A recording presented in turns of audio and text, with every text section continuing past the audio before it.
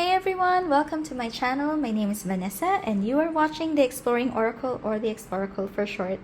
So today we will be taking a look at the Wild Unknown Archetypes deck and guidebook by Kim Krantz. So as with with all of our decks, it has this sleeve which covers the box with this guidebook and another box for the cards itself. Now the difference is these cards are circular shape, and let's quickly take a look at the guidebook. So here's the table of contents. So basically you have here the different archetypes, focusing on the selves, the places, the tools, the initiations. Oh yeah, okay.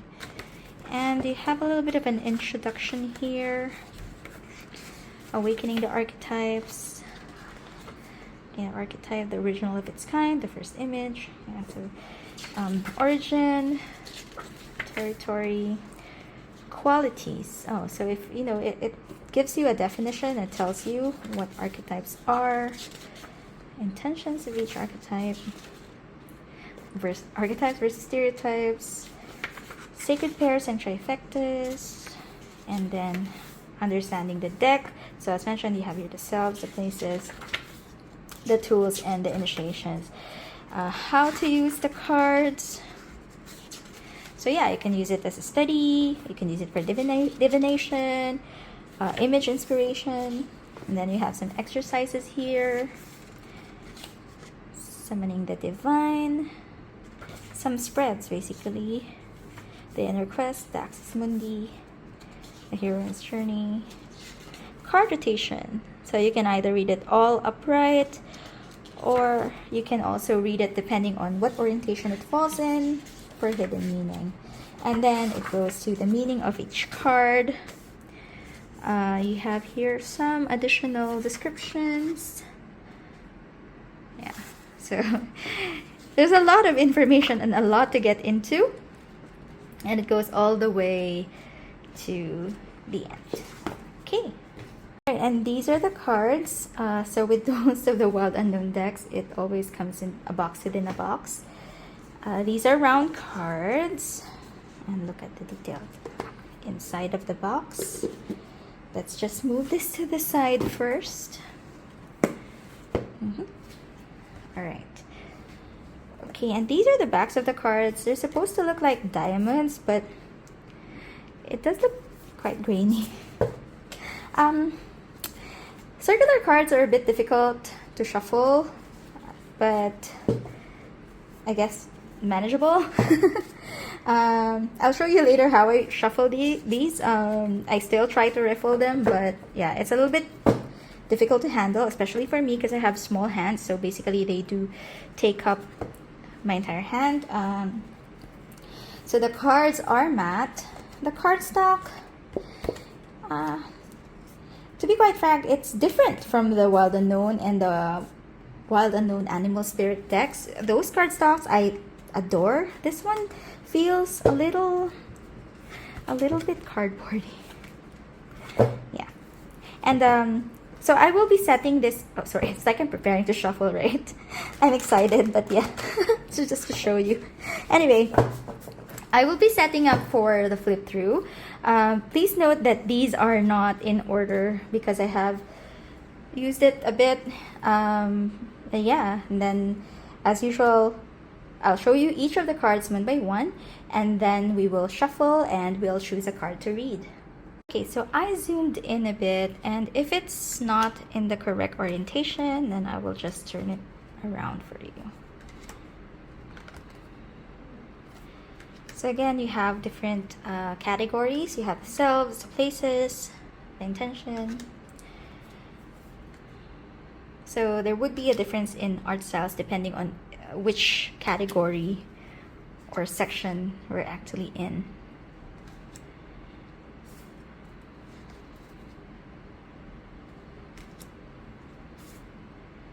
So the art style is still very much like the rest of Kim Krantz's artwork, which I'm quite drawn to.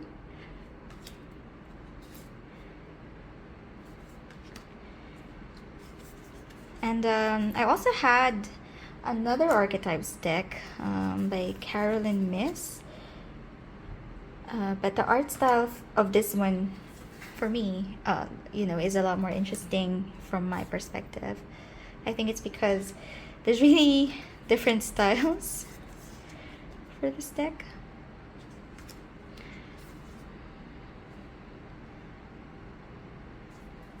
Some images are quite striking.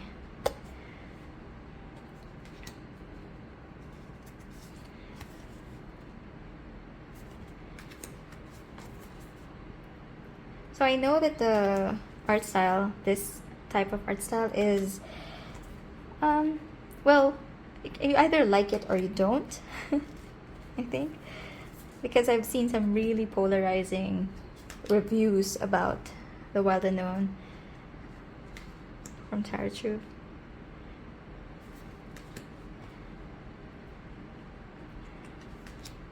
And I think that Kim Krantz is also coming up with another deck, a hexagonal deck. And I don't know if I'm going to pick that up. I think it's like alchemy based, so I don't have any background in alchemy.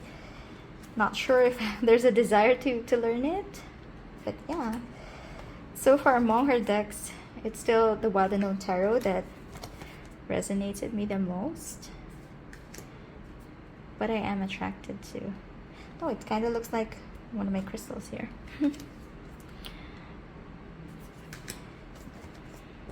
And there's some that... Oh wow.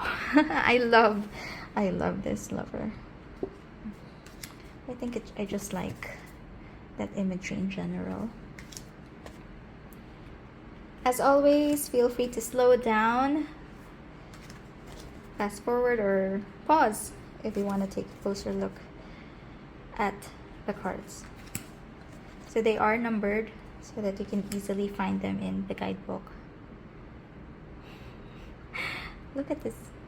It's like it's in 3D.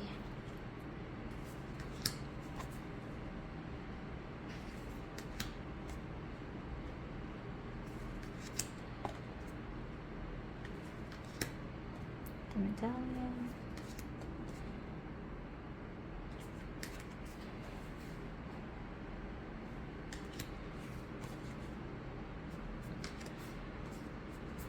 Oh.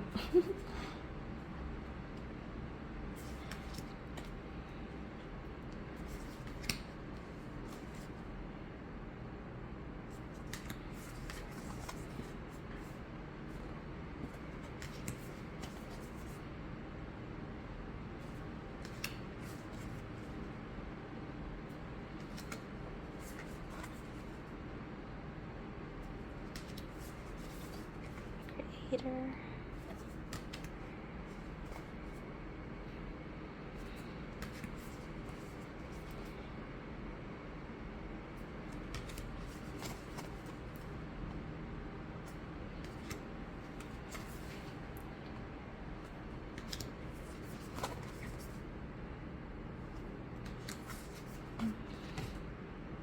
There's a lot of detail to get into in the art. Oh, and this deck does have quite a few number of cards. Later on, let me double check how many cards there are in this deck. But it's definitely a good number of cards compared to other Oracle decks. The South, I like this.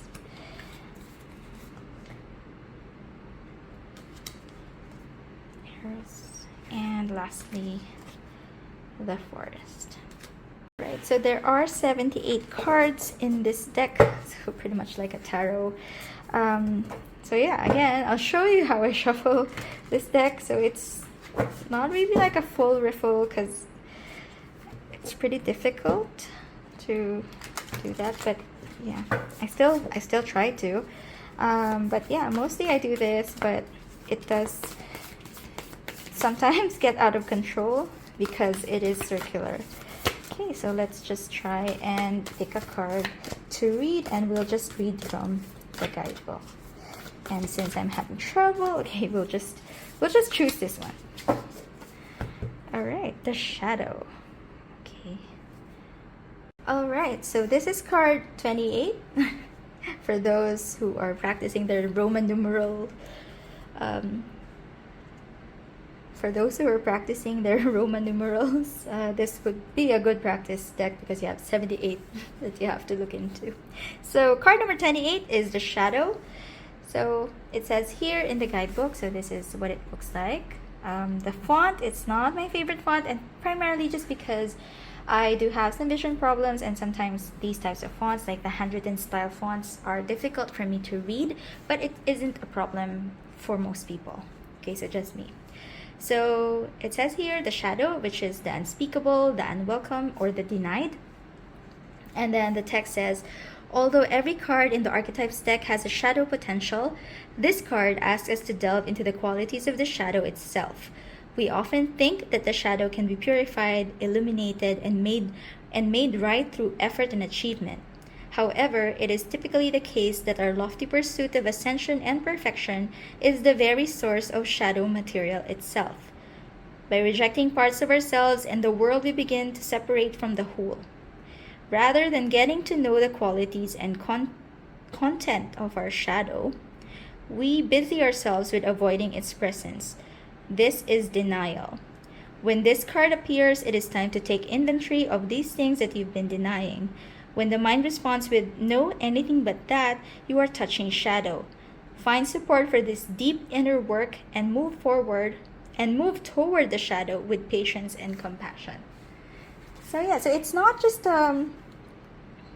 so definitely there's a lot of shadow work potential in this deck, but I think it would take some time for you to get to know it. I really love this. For you to get to know this and for you to really study the archetypes that are listed in the book. But if you're drawn to the art style of the Wild Unknown, and if you like studying archetypes, then definitely this is something that you should look into. And if you like this video, please don't forget to like and consider subscribing to my channel. I would really appreciate it.